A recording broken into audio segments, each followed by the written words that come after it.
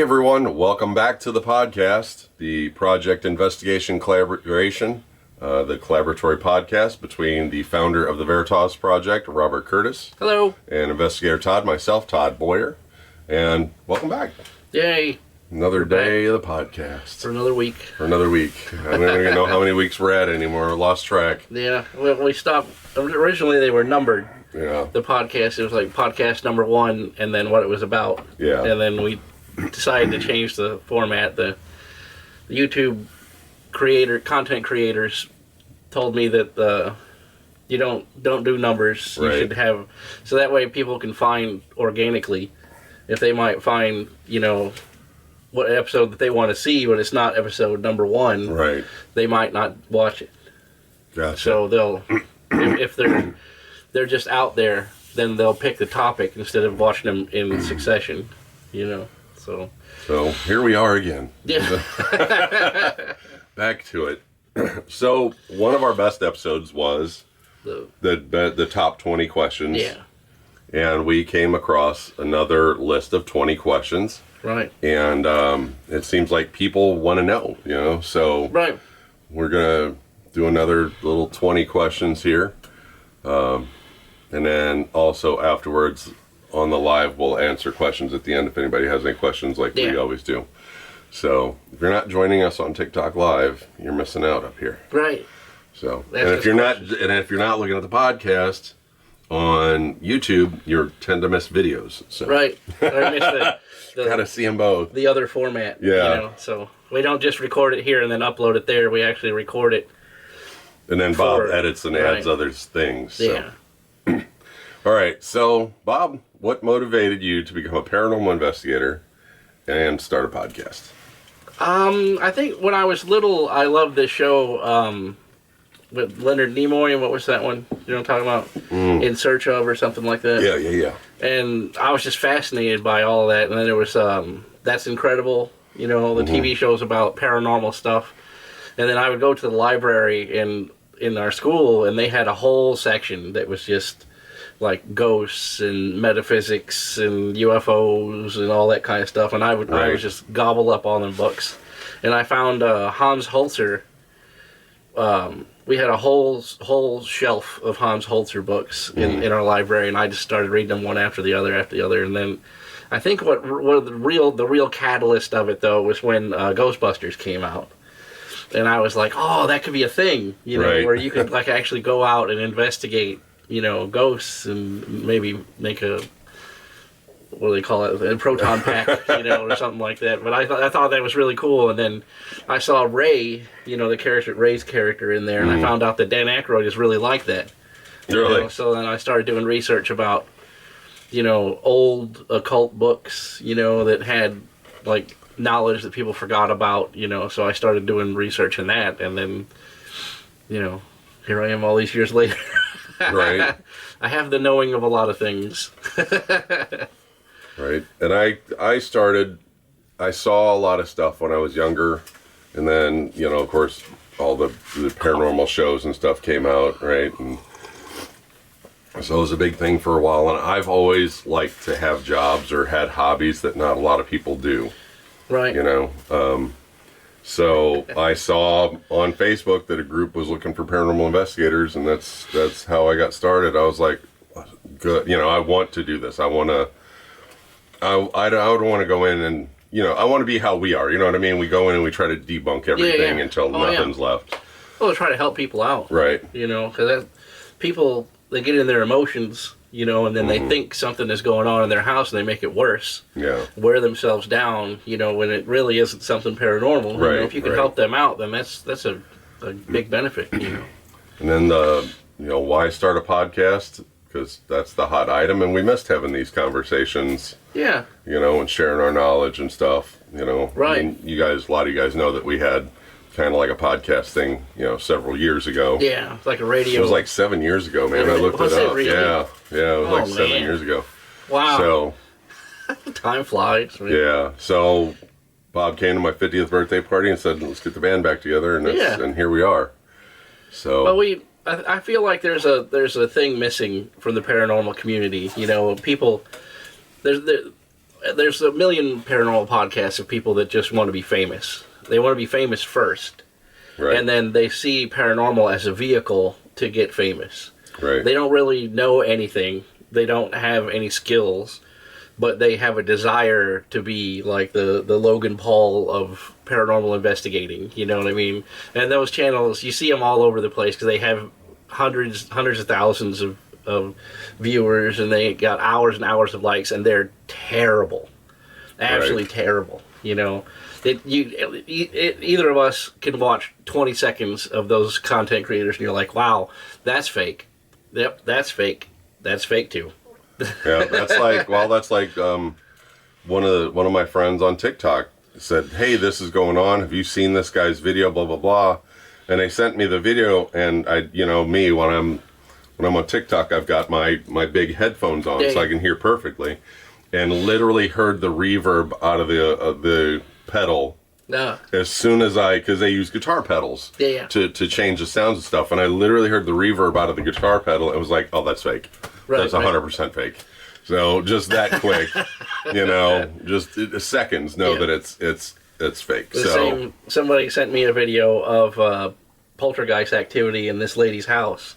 And I think I sent you one that it was like, it was like you every door and everything that happens from one direction. Yeah. And then when the refrigerator door pops open and then closes and then pops open again the second time, the camera has like a motion tracking on it, and it actually tracked the fishing line the second time. So it's like click, click, click, click. Yeah, I don't think that was the one that, But, yeah, so up to that point, it was pretty compelling, but I was like, wait a minute. So what's one memorable experience from your investigation? What one thing stands out to you most from investigations, or just I think being that out and about? The one we talked about at the Alton place where I was in a dark room, and at this time what I used to do is I would use the EMF meter, and then whenever I would get like either a feeling or I got like a hit on the K2 meter, then I would take a picture, with the flash, or not, either way, depending on which I was using, infrared, or if I was using a regular camera. And I'm standing there in pitch black darkness, and I hear the floor creak like somebody's walked up to me, and I could feel like somebody in my space. You know what I mean? Like right next to my face. And I'm like, what? So the hair on the back of my neck stands up, and I'm like fumbling for my flashlight, and I couldn't find my flashlight, so I flipped the little switch on the camera to take a flash photo, and I took a flash photo, and there's nobody in the room. Nobody. And I went over to the door to see if somebody had popped in and popped out, and the door locks from that direction. Right. So I could turn it on my side, but you can't turn it from the other side. Were you in the dance hall? Is that where you were at? Because I know that door is... I think it is. Okay, yeah, the small dance hall. Right, down from the weight room. Yeah, the opposite end of the building from the weight room. Okay. Yeah, I know exactly what you're talking about. Right. I mean... And you could hear the floor creak like, like someone walked right up to my face. Like I could, like, if I turned on my flashlight and there was somebody like I wouldn't have been surprised. That's how it felt. And like I had to literally go outside and like decompress for a minute, because you know how you get like when you think somebody's in your face, up. You get that fight or flight. Like, am I going to cut somebody? But no, there was nobody at all there. And the funny thing is, mine is in the same building. Like I've told you guys this story before, where I was going in for my first group paranormal investigation. I look up and I see a shadow figure looking down at me. I mean, that's probably one that stands out the most in my mind. Like, even on investigations, and we've had some cool things on investigations happen. Oh yeah. But that one I wasn't prepared, and it just blew my mind there. Yeah. Oh, look at all these people trying to come in. Yeah, there's a lot of times where you're geared up, like you got all your gear, you got your camera, you got all your mindset, and you see something, paranormal, and it doesn't it doesn't affect you because you're ready. You're ready. But if you're not ready, yeah. You're just chilling, hanging out, maybe scrolling on your phone or something, and then something happens, you're like, what? Right, which kind of ties into our next question, which is how do you prepare mentally and emotionally for investigation, in an eerie or unsettling location? Yeah. Once I start cracking the bag, once I crack the bag and I start laying out my gear, I get in this mode. I get zoned in. Yeah. And there is a lot of build up to there's going to be some shit, and it's not, I don't think you're always 100% prepared because you can't, you can expect the unexpected, but it's still going to slap you in the face. Right. You know what I mean? Yeah. Like for me, and it's a big indicator for me, if I get the goosebumps on my arms, I'm just being freaked out, So, but if I feel it through my whole body, then I know to start taking pictures. So I'm never 100% ready, block everything out. Because I think, and we've talked about this multiple times, that your instincts are your best tool. You are your best investigative tool. Yeah. For the stuff. So you can't just totally be, but yeah, you do got to mentally prepare. Yeah. I think it helps. Because I go both ways, because I don't like to know a lot about a location and then have it like dictate the evidence, you know what I mean? But at the same time, I like to know a little bit about what other teams have encountered, so I can have that in the back of my mind that they thought, oh, this is, a demonic haunting, to put like a different sort of like armor on, because you're going to be you might have a different kind of influence than you would if it was just a haunting, of an old lady that fell down the stairs, right? Versus a location where they were doing, rituals for decades in the basement of this house, Exactly. That we in this area we had a lot of the satanic panic, type thing where there was people thought it was edgy to do like satanic rituals, and they would invite all their friends and smoke dope and do. But the the ritual that they would use is Anton LaVey's, satanic ritual, and it doesn't have a closing. There's no circle closing at the end of it. It's just the summoning, the opening, the summoning, and then the let's go home. And then basically you just leave it open, and because LaVey didn't really believe in it. Right. He was just using the theatrics of it. He, to make money, basically. He didn't include it because he didn't like the the banishing part of the spell, so he just cut it out. So a lot of people are using his spell to do ritual, and then it doesn't have a banishing or doesn't have a closing in it. So then a lot of these locations are just super, super connected to like dark energy because of years and years of doing the wrong ritual. So the next question is what kind of paranormal, what kind of equipment do we use? But I think we've done that one to death, and you guys know what we use. Right. So how about, have you ever encountered a situation during an investigation that made you question your beliefs or approach to the paranormal? I don't know about the not question my beliefs or whatever, but like really drive stuff home. Yeah.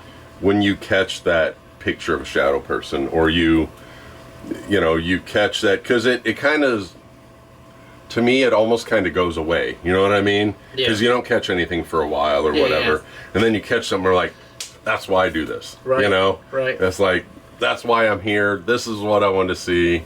So that's kind of how it is for me. I mean. Yeah.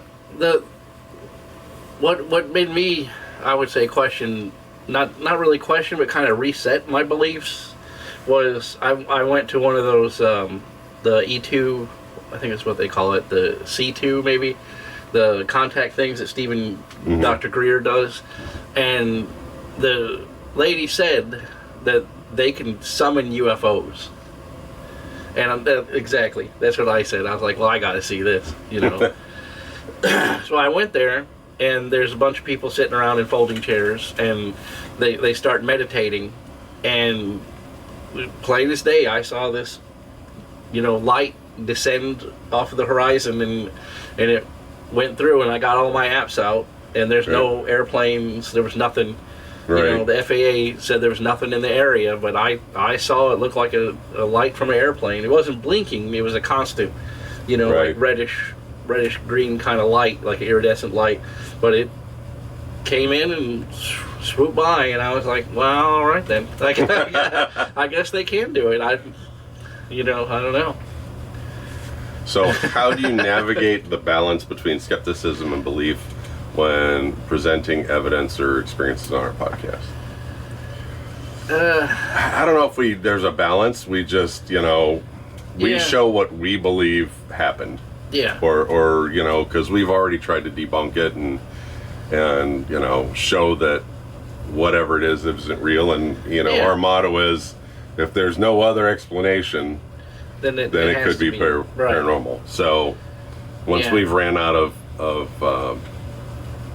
stuff ourselves. So I think that's the best evidence, really, is when you're skeptical, of everything, and then you debunk it as much as you can, and then what you're left with has to be something that's paranormal, And a lot of times when we talk about, paranormal, like people are like, well, there's there's a explanation for everything. Well, you think about, like, not yet though, right? Because, like, if you took your cell phone back to the 1800s, they would think you were a sorcerer or witch or something. You know what I mean? But for us, it's just a thing that's in your pocket, Right. Like they had, you go back 200 years ago and took a picture of somebody, they would string you up. People think you stole their soul and all kinds of stuff, So it's not just the science of it, it's just that the science hasn't caught up to what we're trying to investigate. Yeah. So, and I think we're moving that way. The more we come into the, we discussed a few weeks ago about, the way vibrations and stuff, and the more we learn about vibrations, it seems like technology is jumping forward every time they find something new with frequencies and vibration and that kind of stuff. It's kind of weird. Well, you think even in my time in the paranormal, we used to use instant cameras, like the Polaroids, and then now they're using structured light, SLS cameras, or like lasers and stuff, that were never even thought of, just 30 years ago. So can you discuss any notable cases or locations that you've investigated? Well, for me, it's always the one that we can't talk about. Yeah. That we've had enough investigations in there, and we've had enough things happen in that place that, to me, that's always going to be the most memorable place. Yeah. Just because of how much we've experienced in that place. Activity there is going on in that place, and as often as we'd been there, you kind of like I always talk about with the Lemp Mansion, because we would do a monthly investigation at the Lemp Mansion, and you build a reputation with those spirits, because we would talk about all the time. As soon as we would set up our spirit box in there and flick it on for the first time, you would get hey, like 10 different voices in there, like, hey, and it eventually they would start communicating. But I always thought it was funny, like, are they doing that the whole time? The spirit box isn't on, like all day they're there, hey, trying to get your attention. Yeah. That's kind of weird. So how do you ensure the safety and well-being of yourself and your team during a paranormal investigation? I don't even know how to address this. It's usually everybody has their own way of doing things. You know what I mean? It's not a... I think that you do like an opening, like you're, I'm here to investigate. Is there anybody who wants to communicate? Yeah. And I think it's really important to do a closing too before you leave, to be like, I respect your space. I come here to communicate with you. Don't. Yeah, you're not allowed to follow me. I'm not going to talk to anyone else but here. Well, and we used to do that at the Pierre Marquette. Yeah. Like, we would go down to the cemetery, and you know how I feel about cemeteries. I think there's more dark things in cemeteries than nice things. Yeah, right. So we used to do, you know, and I used to say like a little protection prayer, and I said, hey, if you're not religious, just think of it as a positive affirmation, you know, for the universe to keep watch over you from the bad things that are here, you know. Right. So I kind of look at it like it doesn't matter if you're a religious person or not. It doesn't hurt. yeah, You know, it doesn't hurt to put that positive energy out into the Yeah. atmosphere. You know. if somebody says, "Well, bless you," you know, you're like, "What? What does it hurt?" Yeah. You Yeah. know what I mean? Like, just go with it. You know, you can't you can't have too much good karma. You know, like, just roll with it and be happy. Have you ever experienced skepticism or criticism from others regarding your work as a paranormal investigator, and how do you respond to it? Oh yeah, All the time. constantly. All the time. I think that that's one of the biggest things in this field. You know, if you're not good at taking criticism, this is not the field for you. Right. Because no matter what evidence you put out there, you know, there's always going to be somebody who says that it's fake. They don't believe it. You edited it. You know, like the other day I didn't want to just show like clips of the hallway from our investigation and then have somebody say, well, you cut it out. I put that whole 2-minute video of us talking to the thing in the hallway. So you can, you know, there's a 30 seconds before, there's 40 something seconds after that, you know, that you can watch the whole thing. It's not edited. You know, you could you can save it from there, because I leave all the videos where you can download it. You can put it on your computer and zoom in. You can do whatever you want, because we're not hiding anything. Yeah. So our evidence is evidence. So. And you know, for me, you know, I don't believe in that stuff, and I tell people, I just say, I've seen too much to not believe. Yeah. Oh yeah. You know, and that's my response to it is, you know, and I tell them, well, they're like, I don't believe in that stuff. I said, well, I don't either, but I've seen too much not to believe. Right. So, you know, it's kind of a. I think you kind of have to start in that place, you know, where you don't believe any of it. You think it's all bunk. You know, there's no ghosts, there's no demons, there's no angels, there's no UFOs, there's none of it. Right. And then the evidence will convince you otherwise, right? And then eventually you're like the people on the on the webpage where you're like, I was touched by a ghost. Right. I've seen them, you know. So it's healthy to be skeptical, you know. But criticism just for the sake of criticism, like we have somebody a couple months ago that went through and disliked every one of our videos. There was one account, you know, they don't tell you who it is, but it was one person that went through and just clicked dislike on every single one of our videos. And when our videos only have one like, yeah, you know, that does a lot of damage, you know. So, you know, people. I just had somebody call me investigator fraud. Yeah. In one of my comments. And even TikTok picked up on it, and they sent me a thing. Oh, we've noticed that you've had some comments lately that are blah blah blah blah blah. Yeah. So. Yeah, that's just how it is. You know, a lot of paranormal people that I know that have big channels will tell you they don't even read their comments. You know, which I think if you're not engaging with your fans, you know, or the followers anyway, not fans, but then what are you doing? You know, I'd rather they see. For me, the difference between a fan and a follower is a follower just kind of watches you as you go by. You know what I mean? A fan is someone who actively seeks out what you're doing. Yeah. And those are the people that I want to engage. So I'd rather call people fans than followers, and I want to engage with those people. You know what I mean? Yeah. Because they take an interest in what we're doing. Yeah. You know, rather than just, oh, that's that one guy, scroll. You know what I mean? Right.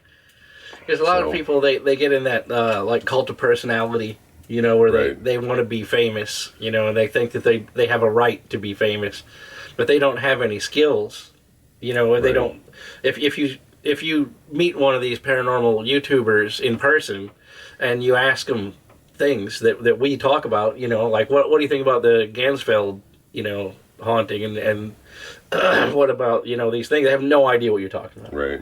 And you know a lot more than I do. You're more into the historical side, which is the next question is, you know, what role does historical research play? And, you know, if there's a history of haunting, obviously, and you know what to kind of expect. Yeah. When did people die in this location? Excuse me, unalive, TikTok. Yeah. When did people unalive in this location? You got a kind of an idea of what you may experience. Right. What if you're gonna see an entity, what's it gonna look like, kind of a situation. But you're always surprised. It's kind of like golf, like playing golf. You have a different club for a different length or different height or different trajectory, and paranormal is kind of like that too. If you're in a location where people have seen spirits, you might bring a whole bunch of cameras. But if you just heard knocking or you heard, voices, you might bring audio stuff, or you might tailor it towards what this, because obviously you've seen all my gear. I can't bring all that stuff. We need a whole van. We need a van to bring all of it. We need the mystery machine, right? To bring all of it. We need a big black van with your logo on the side. Right. With all this junk out there. Like, you got a camera? Like, what do you need? I got infrared. You need the, full spectrum. We got the whole... Right. So, yeah. And the history of a location can be a determinant, too. Because I've had people come to us, like the EMF house, where they're like, this is a new house, and why would it be haunted, Right. But then you research the history of it and find that it was a homestead for, right.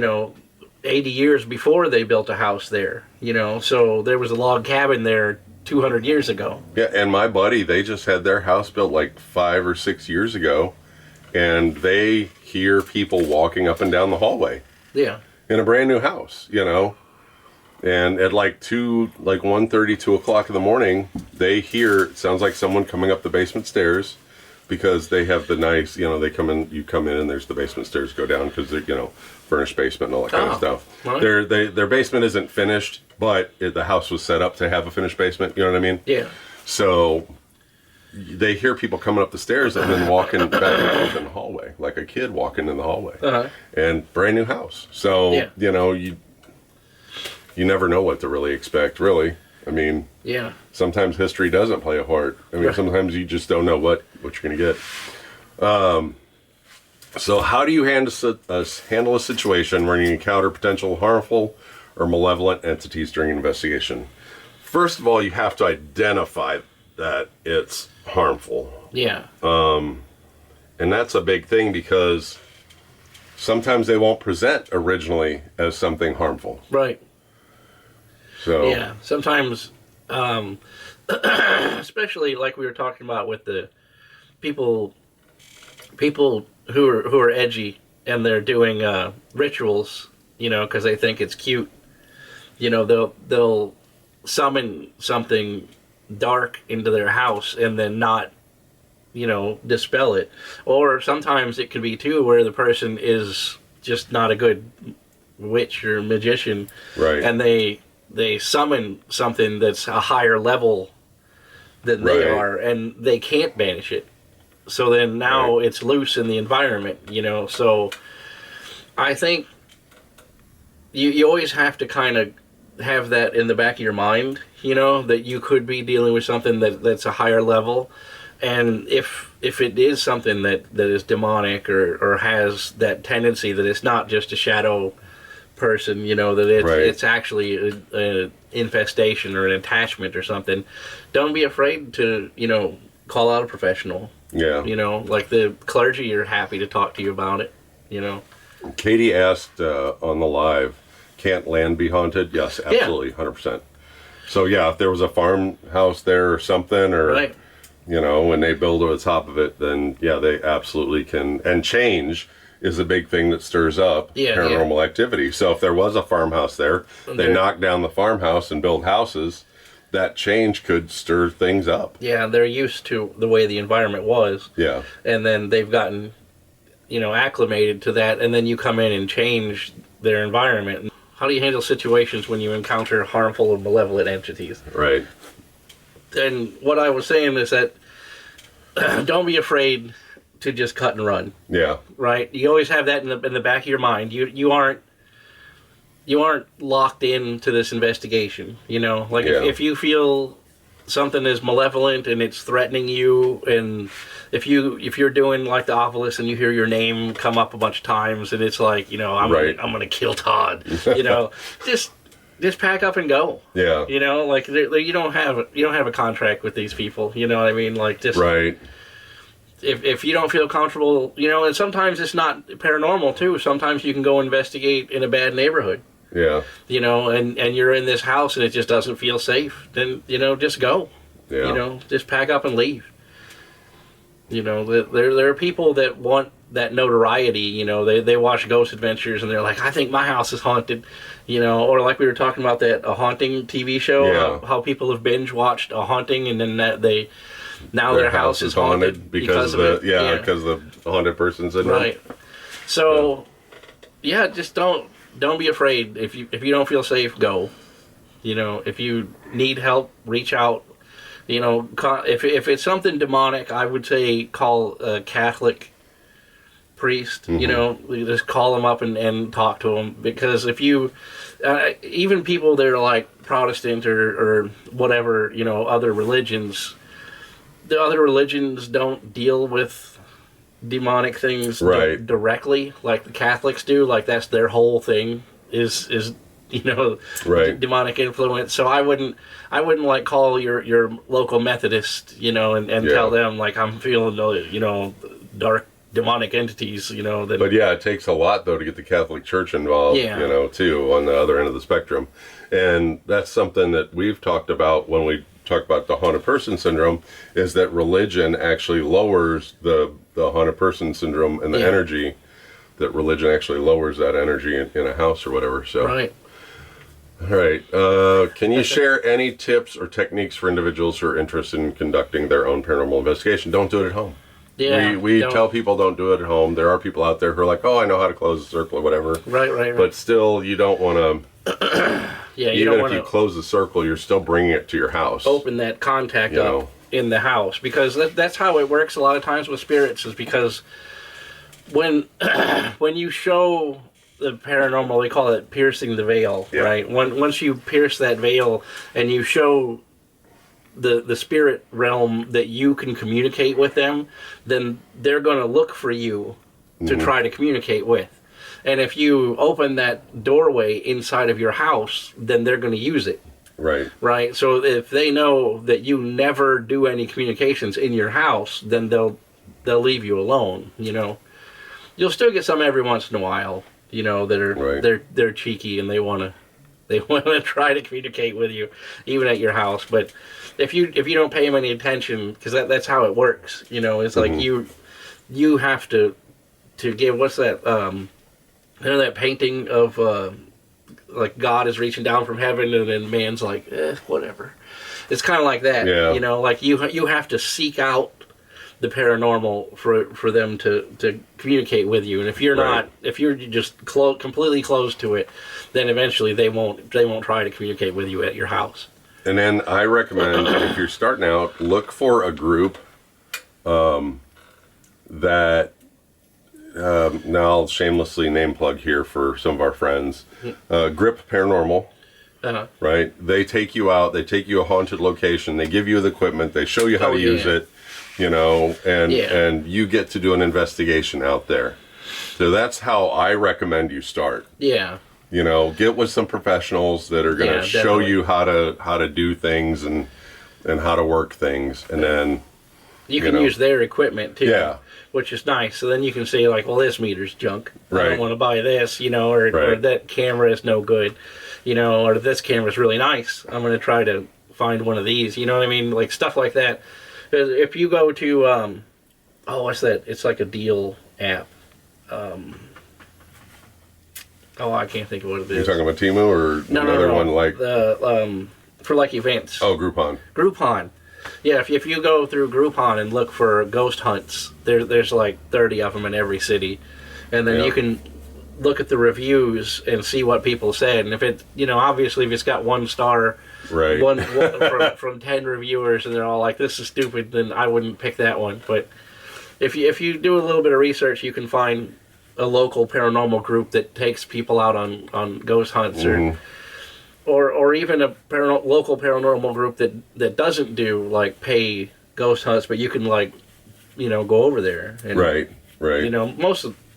Most all of the groups are very accommodating. There's so much turnover in the paranormal group. That they're always welcoming new people in. New blood. So I wouldn't be afraid to seek out a local group and try to latch onto them. Right. So how do you approach interviewing witnesses or individuals who claim to have paranormal experience for the podcast? Well, we haven't really had anybody on the podcast, but we do, whenever we go to a home or something, we do ask, what have been your experiences here? What, because that kind of gives us an idea what to kind of look for. Yeah. And we just open-minded. We'll listen to whatever you got to say, Yeah. And sometimes you got to take it with a grain of salt because sometimes it's a little over the top or whatever. Or they're looking for attention. Yeah. And they just want somebody to listen to their. And that's a lot of vetting. A lot of vetting comes in before we do a home investigation. There's a lot of vetting and. One of the things I like to do is I'll go to the Dollar Tree and get those little notebooks, and I'll take that with me on the first meeting, and I'll take, hey, here, take this with you, right? And every time something happens, write down the date and the time and what you were feeling when it happened. Like what happened, the date, time, and then how it made you feel when that happened. And the thing you'll find out from doing that, almost 98% of the time, is sitting there and writing it down while something is going on makes them realize that it's the water heater or it's a squirrel in the attic, that it's not. But sitting there terrified that they're hearing something, frozen in fear, makes it worse. But if you take them out of it and then they have to write it down and do all that, a lot of times they won't call you back. Right. Because they realize that it's something not paranormal, And that's one of the first things that I'll do is when I go to meet somebody and they're all, I haven't slept in weeks and blah, blah, blah, I feel for you, but here's what I want you to do. Take this little notebook, keep it by your bed, keep it wherever the paranormal activity is happening, and make notes. So that way, if they do, and they call you back in a couple weeks and you have this whole notebook that's full of stuff, now you're that much further down your investigation, so it never hurts, Yep. So, have you ever collaborated with other paranormal investigators? Yes, right here. We're sitting. I mean, right. So, or experts from different fields. You have to. You have to, because especially engineers and stuff that help us create new ghost hunting tools or whatever. And it's nice to talk to other investigators because they have ways of doing things different than the way you do things, and they've created tools or they've come up with ways of doing an investigation. Yeah. That you look at that and you go, damn, I like that. Right. I never thought of that. How can I add that into mine? Yeah. So there's always collaboration and talking to different investigators, and that's good stuff. So definitely. So how do you balance respecting the privacy of individuals involved in a paranormal experience while still sharing compelling stories on the podcast? Simply ask them. Hey, do you want your name out there? Can we put this story out there? I mean, you told us a great story. Do you want your name out there? Do you want to be on camera? We last year kind of spur of the moment went and tried to get some paranormal stories. We had one person that was willing to sit down with us and tell her story, but we heard 5, 6, 7 other stories that day. And they wouldn't. People didn't want to be on camera. Right. So it's just, well, can we use your story? Okay, yeah, cool. So which I think we need to record those stories next time. Yeah, just record. In hindsight, I'll take my audio recorder and just pop it in my pocket, so that way we can at least have audio. And if we don't get their permission to use their story, then we'll just tell the story. Tell the story and then change the names and locations and everything. So we still have the story, but we don't have to, publicly out anybody who. Thank you guys for the gifts. I appreciate it. Yeah. Sorry, we haven't been looking. Yeah. I haven't been looking at the chat very much today. Then we've noticed that we tend to look more at you guys in the live chat than we do at the camera. So we're trying to make a concerted effort to to stay up at the camera. Right. So can we discuss any ethical considerations that arise in the field of paranormal? Well, we talk about that all the time. Yeah. Because there's a lot of fakes out there. Yeah. So we definitely discuss the ethical side of it because, like you said, people just want to get famous. Right. And we're here care. just to bring the truth. Right. We want to further the field of paranormal, with evidence and open discussion about the paranormal. Like I won't sit down here and tell you something if I don't believe it. Right. Whereas these other channels, that's their whole existence is to try whatever they can do to get more clicks, get more likes. There's no bottom, there's no shame that they will ever do to not. Every 5 seconds is, oh, did you hear that? Right. Did you guys see any of that during our live? Yeah. No. That's not. That's not how we roll. We had good evidence. We did. We didn't really good do evidence. the dude run moment. Yeah. We just dude run. Right. We're seeking evidence. We're not seeking fame. I think that getting the word out about the channel isn't because we want to be famous. It's because we want to help people understand the paranormal and expand the group. Make more people aware and make more people just that want to get started, which ties into our next questions. What advice would you give someone? So, you guys met our goal. We weren't expecting that. Oh. Wow. We put it so high, we didn't expect to meet it. Yeah. So, yay. holy crud. Thank you. Thanks, guys. So, but, we're blowing up. Yep. I derailed my train of thought. It totally ran off the track. So, where were we? People wanting to start. Ethics. Okay. Yeah. So if you go back and, I know you guys that watched the live, we never had that, like Bob said, we never had the run moment. Right. We try to bring you what we feel and what we see, and we tell people right from the beginning, this could be the most boring 3 hours of your life, Right. Like we're not gonna put things out there that we don't. You'll never ever see me in an investigation where there's somebody hiding in a closet. Right, pulling a string or whatever. Pulling a string or tapping on the wall, or that will never ever happen on this channel. Because if I go to investigate a house and nothing happens, then I will give you a video of nothing happening. Yeah, lack of evidence is evidence. Right. It's just as much evidence that nothing happened than it is, the spicy, shadow person leaning out in the doorway. We had that, though. Right. But that's what I'm saying, though. I mean, you're not going to get that every single time. Right. Even the big channels like Ghost Adventures and stuff like that, who all they investigate is big name haunted places, they still have investigations where nothing happens. Right. But that doesn't mean that there's nothing there. It just could mean that was a slow night. Right. Like, we could go back and have another investigation at, Bob's family home and get absolutely nothing. Right. Literally nothing. It could just be... The stars aligned for that one... Yeah. That one time. So... That's just how it works. What advice would we give to someone starting out, whether it be a podcast or paranormal investigation? Well, podcast... I wouldn't say paranormal podcast unless you really know what you're talking about. Yeah. But if you want to do a podcast, find something that you're passionate about. Yeah. And find another person or two that you can discuss it with, and as far as your niche, that's your thing. And that's what we were talking about. These paranormal podcasters that aren't paranormal people, they just seek fame. They don't know anything.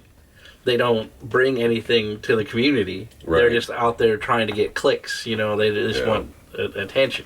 So if you have a thing that you like, even if it's like collecting Hot Wheels, or if it's crochet, or thrifting or whatever, if you can make a channel about that, Yeah. You know, and it's something that you really care about, then it'll get big. Grow. Yeah, because there are other people in that. Because you're putting your heart into it, and people can tell when you're... Right. You know, I mean, there are other people out there that are just going to go for the wow factor, you know. Like the thing that we said we're never going to do. Right. The thumbnails where they're all, like, shut up, dude. So, and as far as, you know, becoming a paranormal investigator, we've talked about that. So. Yeah. How has hosting a paranormal podcast influenced or changed your perspective on the supernatural and the unknown? I don't think the podcast has changed anything, but I've learned some new things from Bob, that's for sure. Yeah. You know, but I don't think as far as changing my perspective. No, not perspective. I think, if anything, forcing us to have a topic every week has kind of broadened our scope of the paranormal. Yeah, for real. Because before, you know, when you're not forced to find a topic and discuss it, you know, in depth, then it just kind of, it's always on the back burner until you're doing an investigation, and then you think about it. But, you know, when you're forced to constantly be researching and expanding your horizons, and it does make you a better investigator, I think. Yeah, for sure. I totally agree with that. And it's like you said, coming up with topics, and sometimes, you know, you guys know we use ChatGPT for research and stuff, you know. But it's just to focus in, because we have an idea that we want for a topic for a podcast, but we don't know the nuance of it, right? You know, so we'll use ChatGPT to focus in on the thing, certain aspects of it, and then give us some structure. Yeah, you know, because we can ramble. Yeah, we can definitely ramble and rabbit hole, and it keeps us on track for the most part. In the TikTok lives where we're not recording the podcast, you know, we can go hours and hours on tangents of tangents, you know. All right, and our last question: what's one question about paranormal that you've always wanted to explore further through investigations and podcasts? You know, it's funny that we end on this. It's like, I can't think of anything that, like, a question that I want to explore further. I mean, because we try to explore every avenue that we can. Yeah. You know, and you've got enough gadgets and toys, and I've got enough gadgets and toys that we can go down pretty much every road.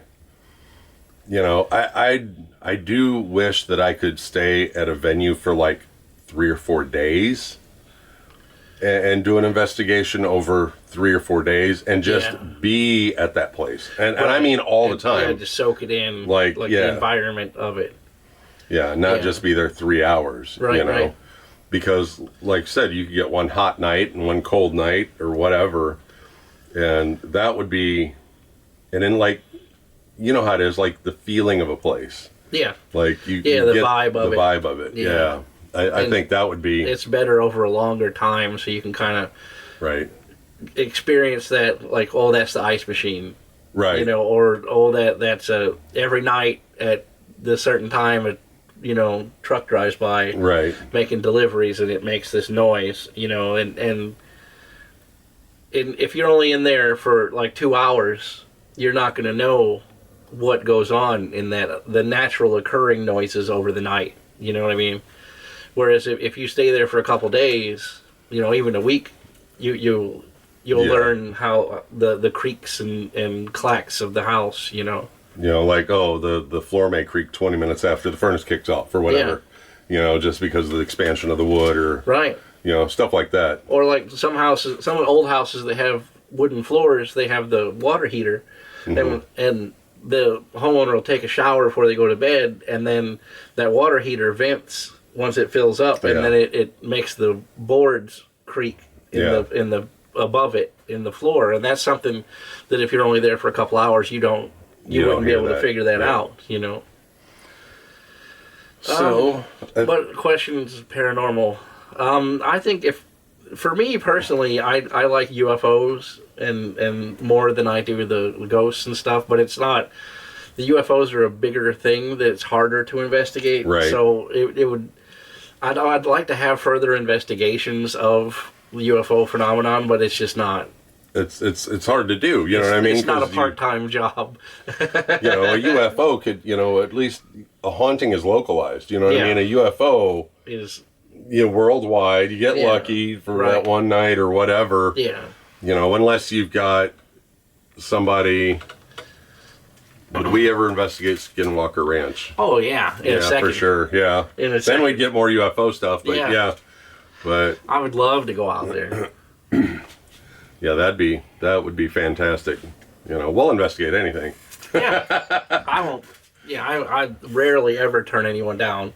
Right. If somebody comes to me with I'll at least sit down with them and try Hear to 'em out, you yeah. know, listen to their story. You know, that's why we always say we'll listen to anybody's story. You know, Right. Sometimes we go. Yeah. When they walk away, we're like.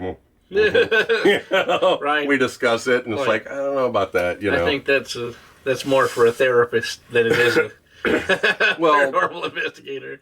along with that too, you know, sometimes it could be something that happened to them 20, 30 years ago, and their memory of it has changed, and they've Oh, yeah. embellished it over the years, Yeah. or whatever. So, you know, that could be a whole different thing in itself. You can be like, okay, did the couch really come off the floor 4 feet, or did it just vibrate a little bit? Right. You know what I mean? Right. But then they've retold that story so many times and embellished on it to now Yeah. it's like It's extravagant like and- a horror movie. Whereas It originally went from a it was tiara just- to a crown, is what happened. yeah, like So- a pencil rolled off the table. But 30 years later, it was The Exorcist. Right. So yeah, we do get that a lot, you know. Yeah. But you gotta. We do listen, and there are a lot of credible stories out there that people just like they come to us. They almost want an answer sometimes. Yeah. You know what I mean? They almost want to. Please tell me I'm not crazy. Yeah. You know, and that's kind of, they'll tell us the story. Look, I don't know if you'll believe me or not, or blah blah blah. And they tell us the story, and we're like, "Oh, that's cool," Right, or and, yeah, at because least- we're open-minded enough. At least they vent it, and get it Right. off their chest, like, oh, this happened to me. And their circle of friends will just be like, yeah, you're a dummy. I don't, Right. well, you're so stupid, that never happened. Oh, I don't believe in any of that stuff, Whereas, well, Right. it doesn't matter how extravagant the claim is, I'll listen to it, Right. In my mind, I have like a filing cabinet of knowledge, Right. And somebody will tell me their paranormal story, and in my mind, I pull out a little folder and like put their story in there.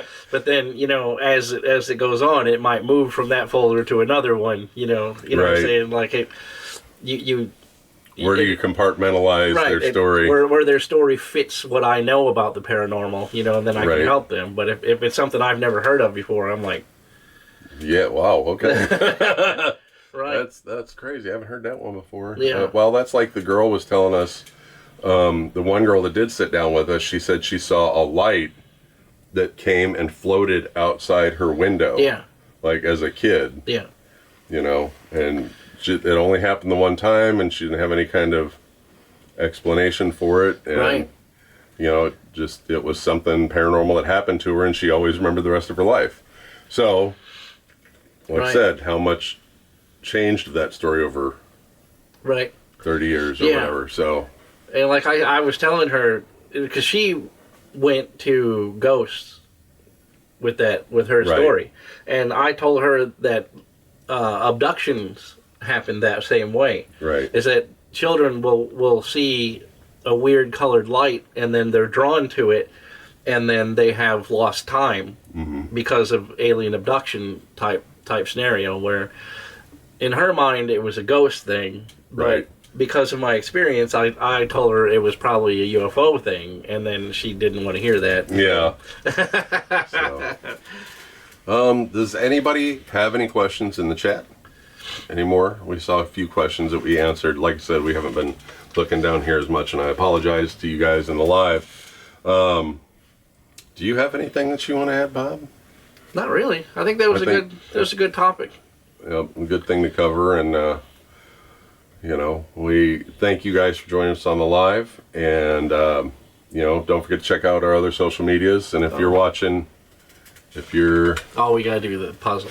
oh gee whiz, okay, hang on, puzzle. Now you gotta slide the thing over. There you go. Yeah, we have to verify we're not a robot every once in a Right. while. All right, so Now I forgot what I was talking Yeah, we're wrapping up. So, if you're on the live, don't forget to check out. I don't think we'll probably add any extra video to this one, No. but and if you're up here, join us on TikTok on the lives, the Veritas Project. Yeah. We usually do it between somewhere between 10 and 1 Central Time on Sundays. You see us go live. So Yeah, I don't know if you guys are into politics on the TikTok, but on Thursday, Congress put out a bill that they want to pass to shut TikTok down in America. Yep. So if you like this platform and you like these lives and you like interacting directly with content creators like this gives us the opportunity to do. Reach out to your congressman, reach out to your local law people and tell them to leave TikTok alone, because even though it's a Chinese company and it's managed off of our country's grid, right, it's still free speech, right? Because your speech doesn't get more free than this. It's me talking directly to you without any filters, and that's why the government doesn't want to be involved in it. Yeah, that's why the government wants to be involved in it, so they can silence the speech that they don't like.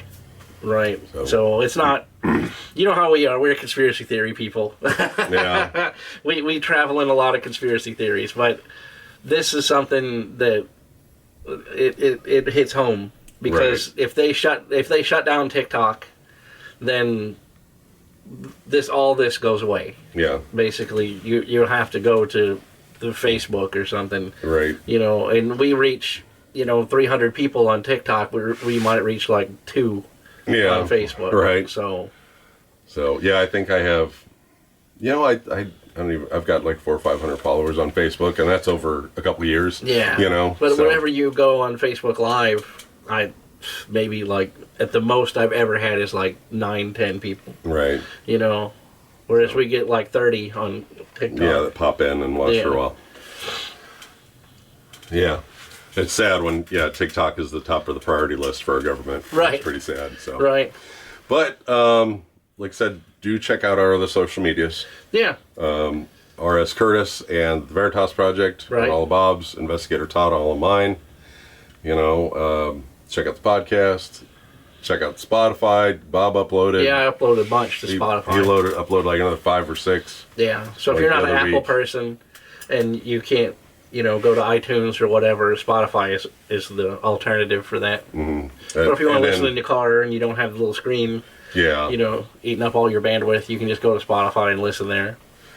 So, well, thank you guys for joining us on the live and on the podcast on YouTube. Yep. And as always, remember, stay curious and find the truth, and we'll catch you on the next podcast, guys. Thanks for joining us. Bye-bye. See ya.